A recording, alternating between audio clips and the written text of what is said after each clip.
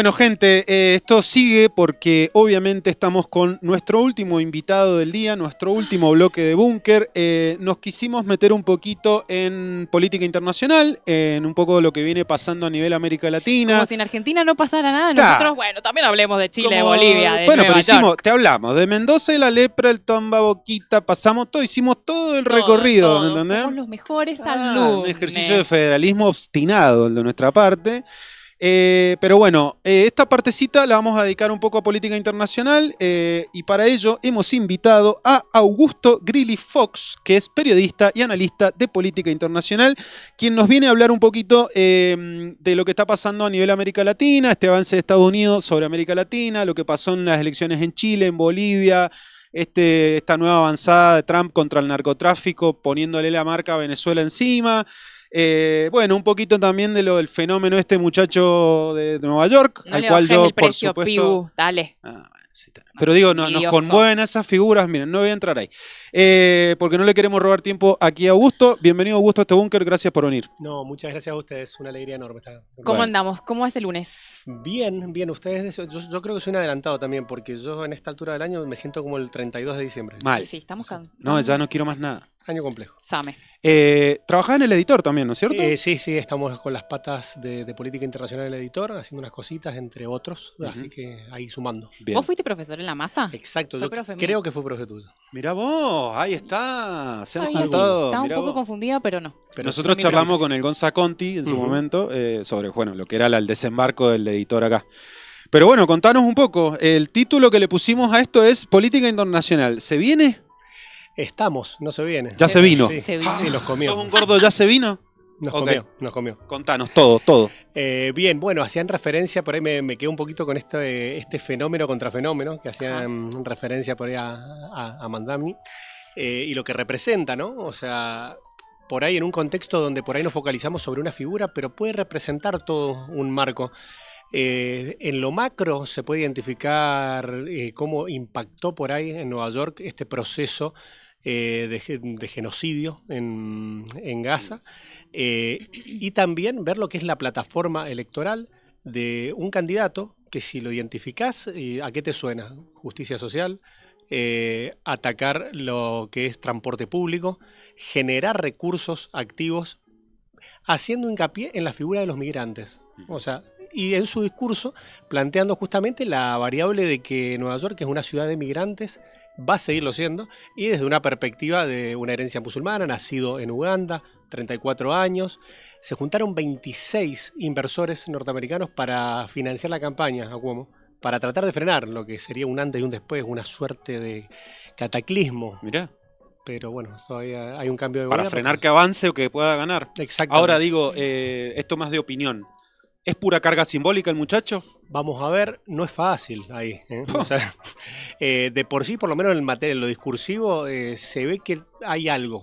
Sí, se lo ve genuino, Sí, nítido. sí, total. Digo. En Y- principio me parece importante esto que decíamos al principio, rescatar que en una era en donde se apela a las redes sociales y a la emocionalidad, ¿no? Así ha ganado Milei y varios libertarios o personas de derecha en esto de provocar bronca o resentimiento con lo que está gobernando hasta el momento en donde ganan. Bueno, esta persona vino con propuestas. Después si las lleva adelante o no, me parece que es motivo de análisis de cuando Total. asuma, ¿no?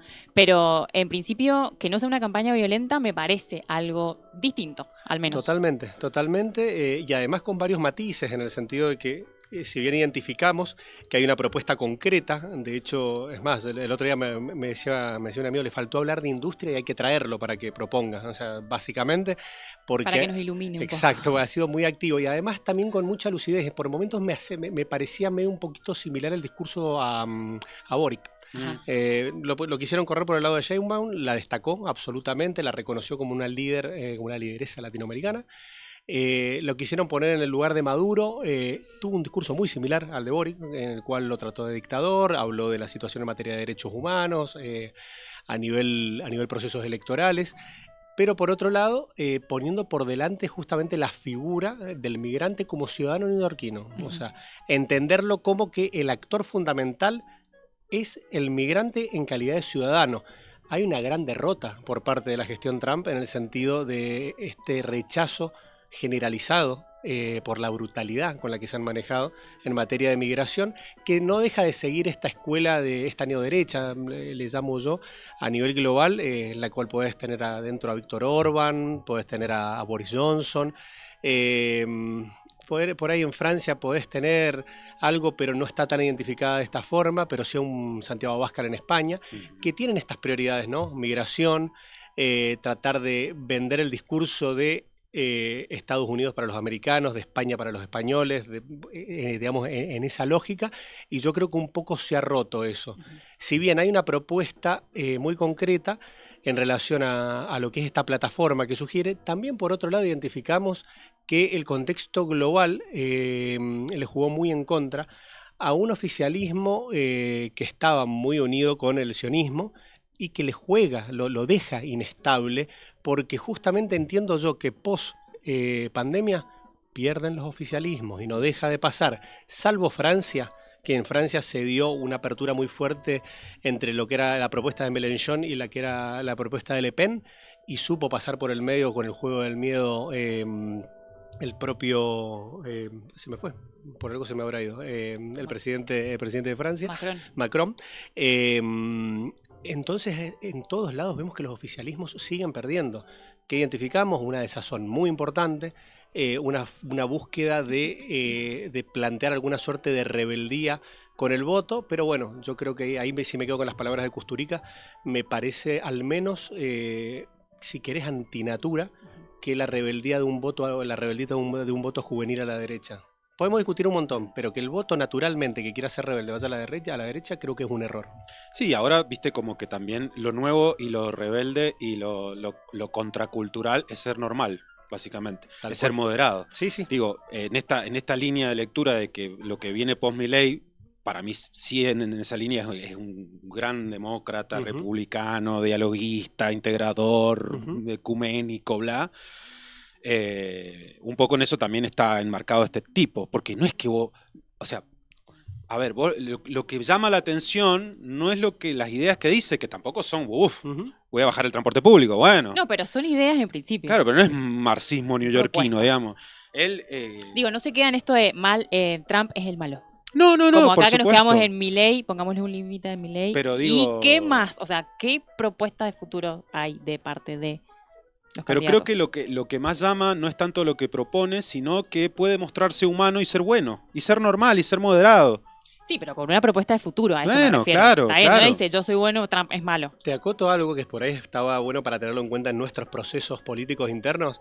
Él fue en contra de la élite del Partido Demócrata. No es que fue Trump también. Sí, y es ahí donde hay que prestar atención. Donde por ahí... Outsiders que sí. Claro, outsiders que dejan de serlo al ratito, o sea, que toman todos los vicios rápido. Hasta que llegan al poder. Tal cual. Bueno, me hiciste acordar de algo, pero termina la idea y te pregunto. No, digo, por ahí no sé si es un llamado de atención también a tener en cuenta a la hora de... Está bueno tener interna, ¿eh? O sea, creo que... Me gusta. Te pido por favor. Me gusta. Tengamos Mirá cómo interna. se mandó de lleno, me encanta. Él tenía una línea. La quería decir. Él hizo, yo en el búnker digo te banco. Yo soy un fiel militante de las internas. Sí, Perdón, dale, Anita, vos ibas a preguntar. No, me hizo acordar esto de soy outsider hasta que estoy en el poder, sobre Boric, que ahora deja, bueno, ahora hay elecciones el domingo en Chile, también queríamos hablar un poco de eso, pero asumen en marzo recién, creo, ¿no? Exacto. Le falta. Pero bueno, obvio, se planteó como un candidato de izquierda en principio, y por lo que estuve leyendo, una vez que asumió, nada, medio como que no pudo ser tan de izquierda. Entonces quería preguntarte cómo es el contexto de Chile, cómo llegan al domingo para entender qué pasó después del estallido.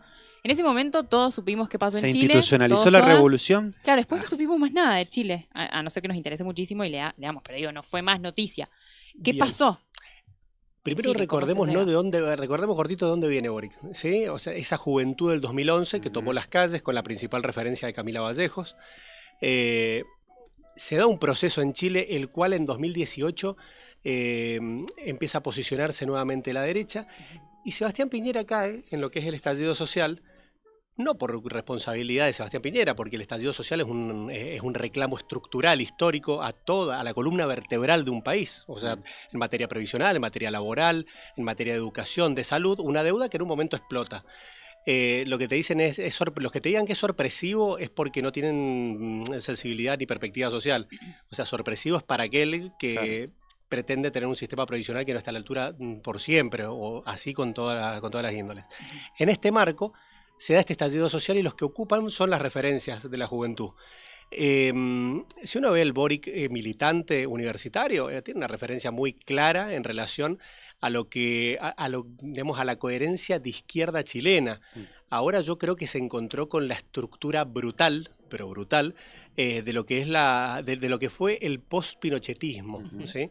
Un país que, por desgracia, no tuvo la evolución que tuvo la Argentina en materia de derechos humanos, en materia de memoria, verdad y justicia. No hay peronismo, digamos. No han saneado procesos. Su dictadura, claro. Totalmente. Total.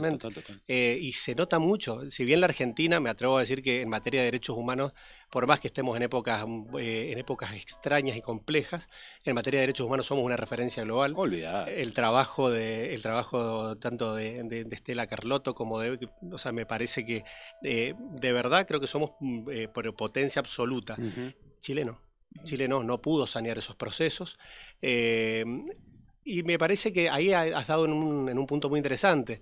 El peronismo es un proceso, o sea, vos preguntás, ¿el peronismo de izquierda a derecha? No, el peronismo es peronismo. Y ha tenido un proceso virtuoso en la Argentina, con el cual ha llegado para quedarse. Ahora, Chile ha tenido procesos de exportación y con una dictadura muy larga, que fue la última del 73 al 89, y con un acompañamiento, si querés, o con una tutela posterior muy presente. Acá, cuando empezamos a nosotros a producir los juicios de memoria, verdad y justicia, en Chile iban tutelando los gobiernos, y el socialismo, en parte, fue un poquito cómplice, si querés, lo fue. Sí, claro. De hecho, Pinochet se muere impune. Completamente impune, ni siquiera juzgado. El domingo es la primera vez que se va a votar de manera obligatoria en Chile. Sí, pero además tenés un proceso en el cual tenés, paradójicamente, una izquierda unificada, porque viene de la gestión con Chantal Jara, contra 3 candidatos de derecha. A donde identificamos esos 3 candidatos de derecha, de hecho está Kast, que es el candidato que ha sido. Exacto, ¿no? Y que perdió con Boric en las elecciones pasadas. Después tenés una candidata un poquito más de centro, después tenés a Parisi, que es un candidato que pretende darlas de... Como que lo redobla a Kast. Claro, sí, o sea, como trata de jugar un poquito de outsider, un poquito de liberal, pero también jugando a lo conservador, ¿viste? Como, digamos, es como que hay más un personaje, te diría, por lo menos desde mi perspectiva. Ahora, yo creo que va a haber segunda vuelta, tienen que sacar el 50%. ¿Va a poder en la segunda vuelta unificar ese voto? Yo creo que es ahí donde tiene el gran desafío de la derecha. Si vos haces la suma, le gana, pero en política nunca 2 más 2 son 4. Y ahora digo, en principio entonces estaría dividido el voto opositor al oficialismo. Totalmente. No sabía que llegaba totalmente unificado todo digamos, lo que fue la izquierda llega, porque de hecho Janet Jara fue la ministra de Trabajo, ella viene del PC. Esto termina demostrando que hay una confluencia de la izquierda a la hora de gestionar. Yo creo que por ahí me pareció primero interesante cuando a Boric le dijeron no vas a poder ser reelecto. Me parece bien, es lo correcto, es lo que corresponde. Claro, de una. Yo creo que por ahí en un presidente joven existe mucha más altura y mucho menos vicio que en otros que por ahí pretenden modificar o permanecer. Digamos. Hay algo medio chino ahí también, ¿no? El partido por arriba de todo. Sí. Nada, el partido está por encima de cualquier cosa. Sí. Che, y pregunta, respecto a Bolivia, ¿qué análisis haces? ¿Qué pensás después de no sé cuántos años del MAS?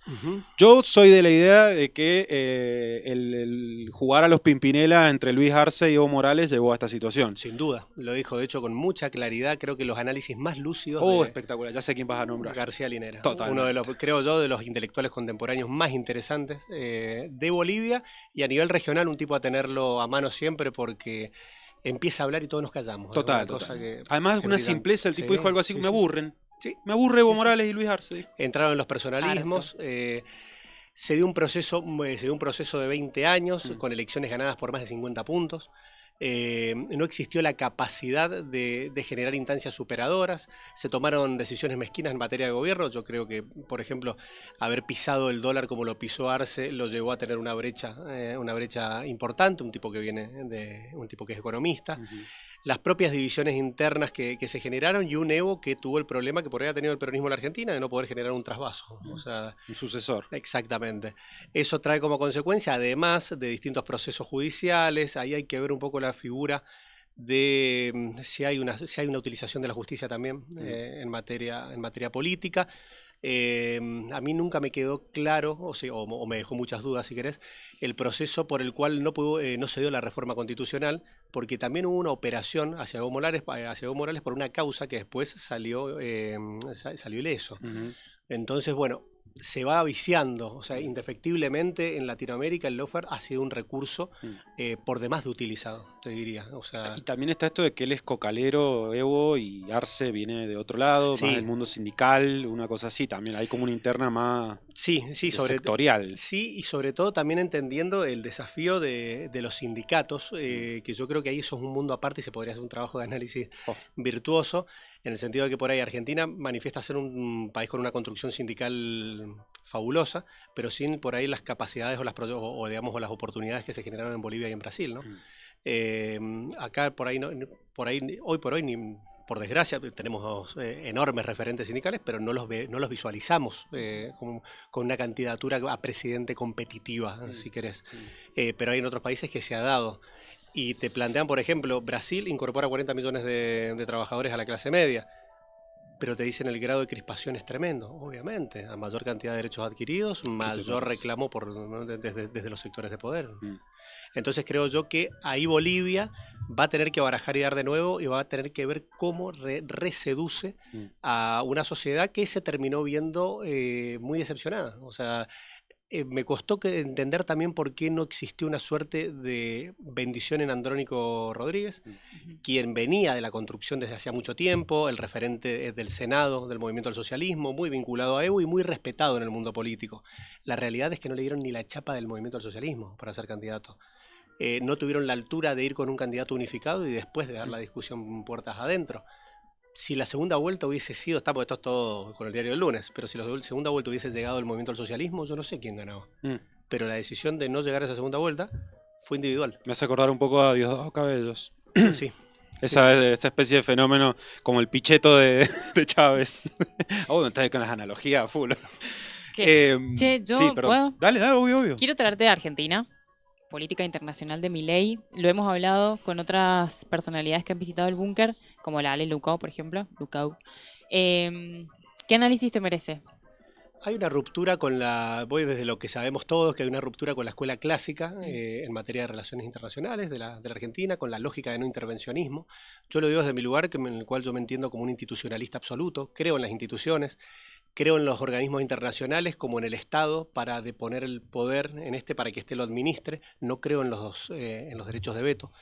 Y creo que Milei con este discurso de outsider ha roto con la histórica política en materia de relaciones exteriores a nivel regional, como lo hizo Bolsonaro en su momento, pero también ha roto con la propia lógica. 3 cancilleres, no le ha llegado a durar un año cada uno. Si me preguntás en materia de capacidad y técnica, yo creo que involucionó.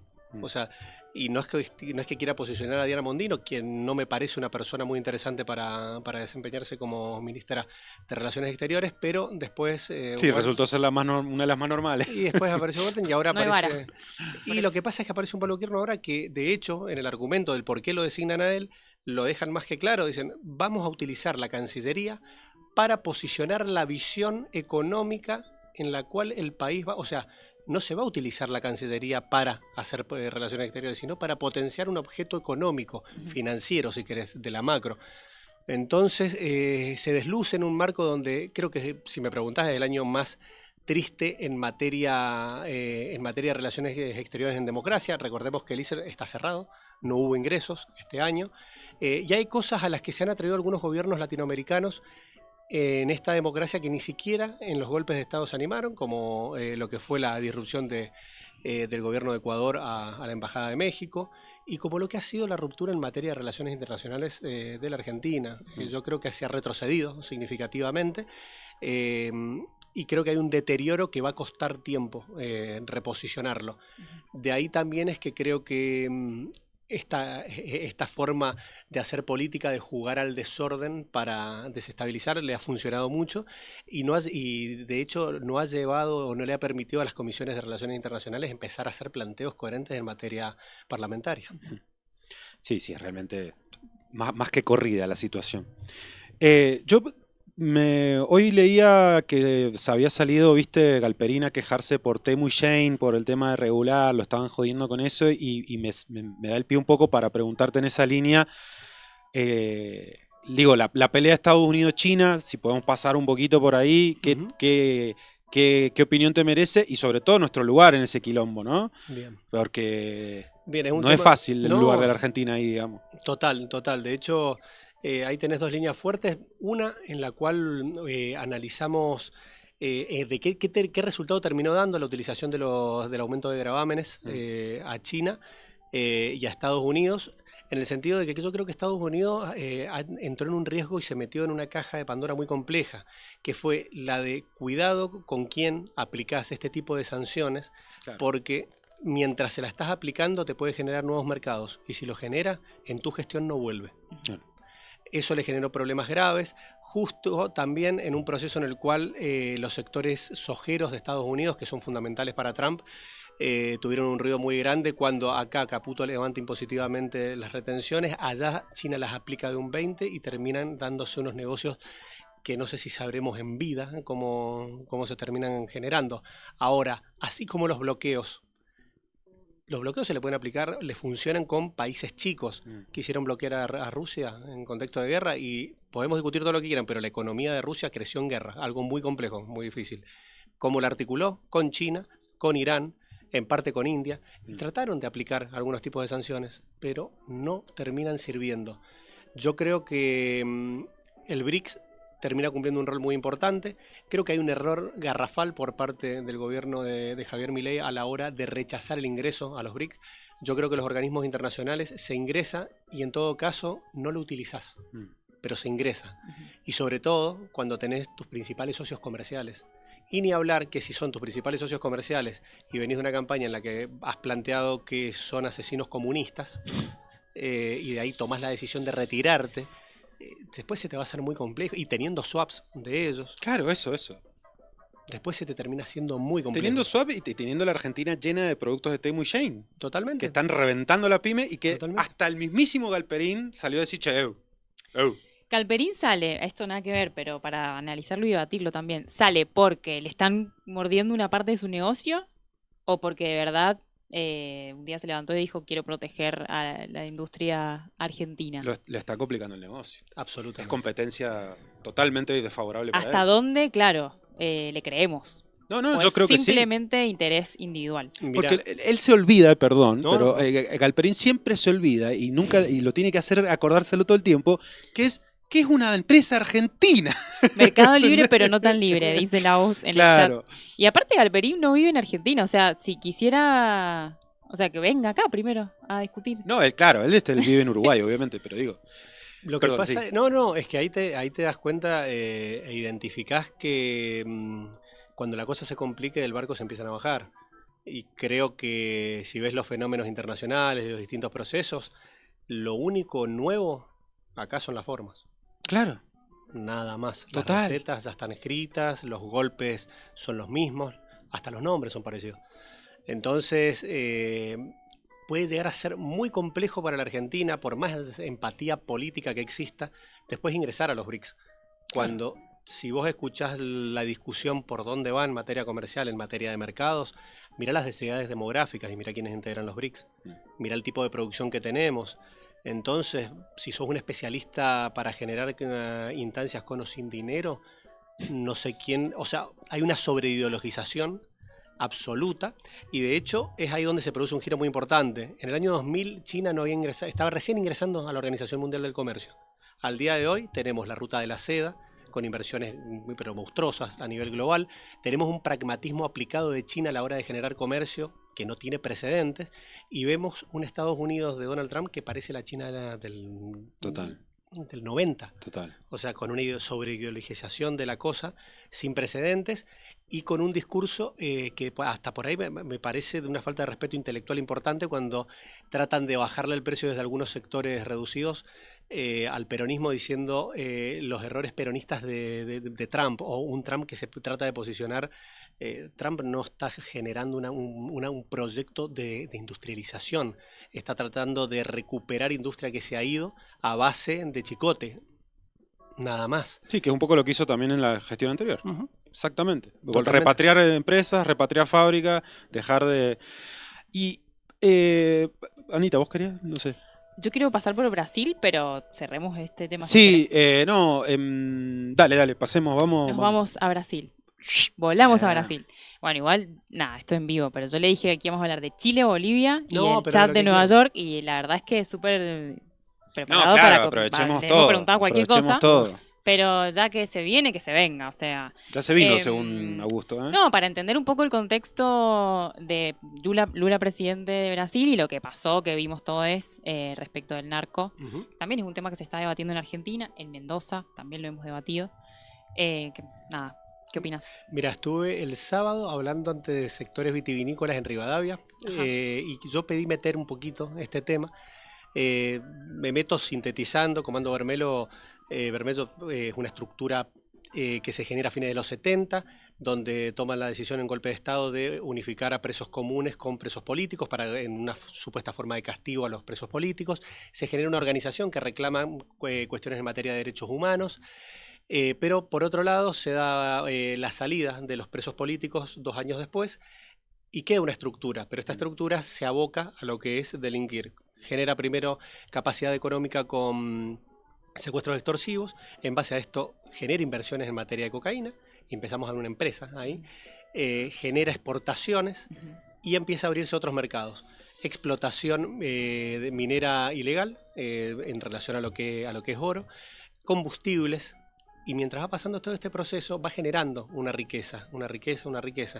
Y acá, acá representa la gravedad para mí, que es que cuando genera tanto recurso y se dan blanqueo de capitales, Claro. ¿sí? Como los que hemos pasado. Como el que- como sí, los que- sí. Exactamente.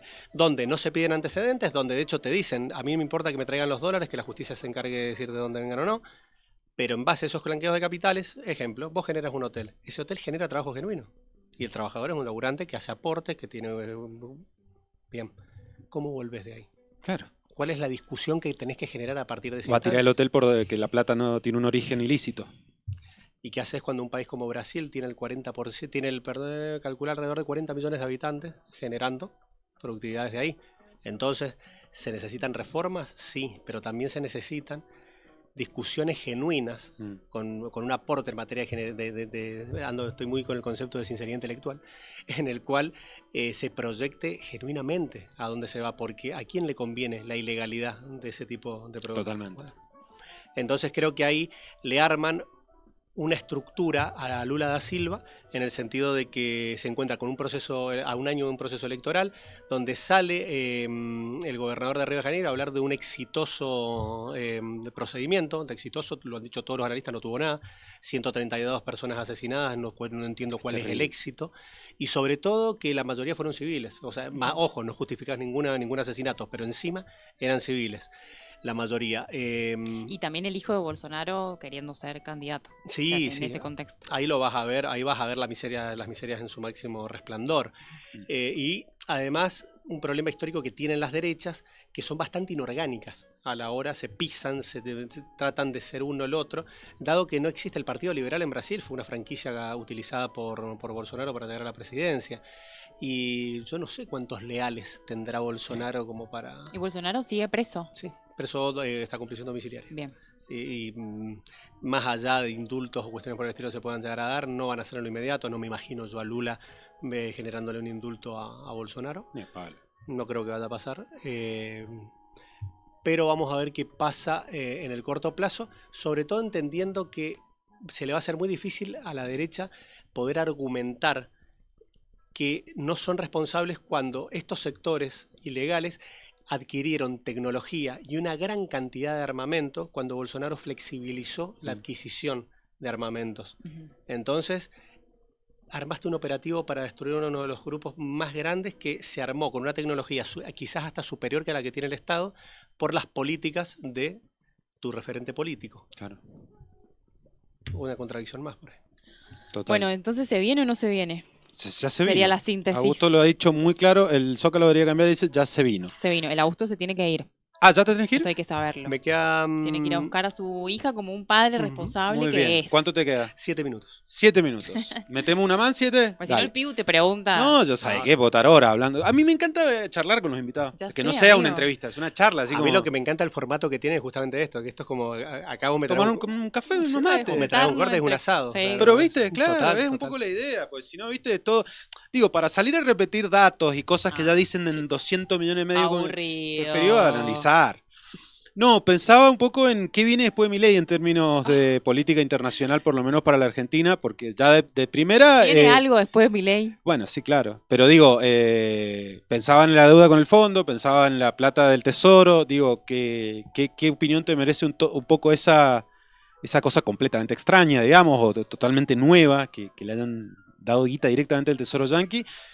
Y como Argentina, bueno, lo decías vos un poco, va a ser muy difícil volver a recuperar lazo con los BRICS y demás. Digo, en esa línea, el daño de Milei, ¿no? Bien, yo creo que el desafío, o sea, a partir de, por ahí desde la micro a la macro, a partir de objetivos que hagan a la economía real Mm, en materia de industria, principalmente, en materia de construcción, de infraestructura, yo creo que ahí se va a ir reposicionando lo que va a ser una lógica que haga eje en los organismos internacionales. Creo que hay una multipolaridad que va a ser fundamental y no me lo imagino por otro lado que no sea desde la perspectiva por ahí en la que planteaba el propio Francisco, o sea, en relación a una coordinación articulada y a buscar el crecimiento compartido, ¿no? Y sostenido, pero desde las instituciones y los organismos que han sido los más golpeados, los más vapuleados, si querés, en un contexto donde hablábamos más temprano de lo que eran las elecciones en Nueva York, donde el propio Israel va a sentir un desprestigio global por culpa del gobierno de Benjamín Netanyahu, y a mí me parece fundamental siempre destacarlo, y de hecho yo me hago cargo absolutamente, yo soy de la idea de que Benjamín Netanyahu tiene que terminar condenado y preso. Ojalá. O sea, Es un genocida. absolutamente. Ojalá. De hecho, tiene un pedido de captura por la Corte Penal Internacional por 125 países. Macron ya fue el primero que se dio, que dijo, no, yo no lo voy a detener porque quiso ser parte de las negociaciones. Sí, en después Líbano. Trump en la ONU le dijo, che, perdónenlo. Sí, pidió un indulto. O Ajá, sea, en vivo, ahí. Tipo. Fue en el Knesset, fue en Israel. Exacto. Una cosa... Ya que está acá, Pune. ¿por qué no se los perdona? eh, Como Mirta Legrand, ¿viste? Una impunidad total el tipo. sí, y un desconocimiento. Y un desconocimiento Claro, también. Un exactamente. desconocimiento, por ahí, una liviandad muy, muy dura. Entonces, en el marco de lo que va a venir después, yo creo que va a estar bueno ver y estar atento a qué proceso electoral venga en Israel. A ver qué pasa con el frente, porque si están pidiendo un indulto para Netanyahu es porque le viene complicadísimo. Recordemos que antes del ataque terrorista de Hamas en el sur de Israel, se dieron manifestaciones de casi 1 millón de ciudadanos pidiendo la detención y la no modificación, la no reforma judicial que había planteado el propio Netanyahu. Entonces hay que ver cómo se encuentra, hay que ver qué pasa con los laboristas, históricos laboristas, que están muy deteriorados en Israel, y ver cómo esto repercute con las relaciones a la Unión Europea y a Estados Unidos principalmente. Claro, porque ahora la guerra va a seguir por otros medios, digamos. Totalmente. De hecho, fíjate las palabras de Trump sobre Nigeria. Quiere inventar una guerra religiosa cuando la discusión son los recursos, absolutamente. Siempre, claro. País de mayor producción petrolera. En materia de riqueza es impresionante lo que es lo que hace a Zafiro, producción de oro. Pero quiere ir a hacer algo que ni el propio Vaticano le pidió. O sea, Sí, es tremendo, tremendo. Bueno, gente, quien les estaba hablando y charlando y dando esta clase de política internacional es Augusto Grilli Fox, que es periodista y analista internacional. También pertenece al editor. ¿Dónde te leemos o escuchamos? Bien. Además de en el editor. Yo hago varias intervenciones, o sea, en el editor generalmente hago una columna semanal sobre distintos temas. Ujú. Hago algunas colaboraciones en Canal 7, hago un programa en la red los sábados, hago CNN Bueno, venite al búnker, una estoy- columnita. Epa, Cuando ojo, quiera, no, nos cuando- hace falta, nos hace 2026. falta. Sí, nos hace falta un programa Necesitamos diario. un programa diario. Necesitamos un programa diario, ya no nos queda corto 2 horas. No, los felicito porque la verdad que me gusta mucho lo que hacen, los veo. Muchas Bueno, gracias. muchas gracias. Gracias por venir al búnker. Gracias.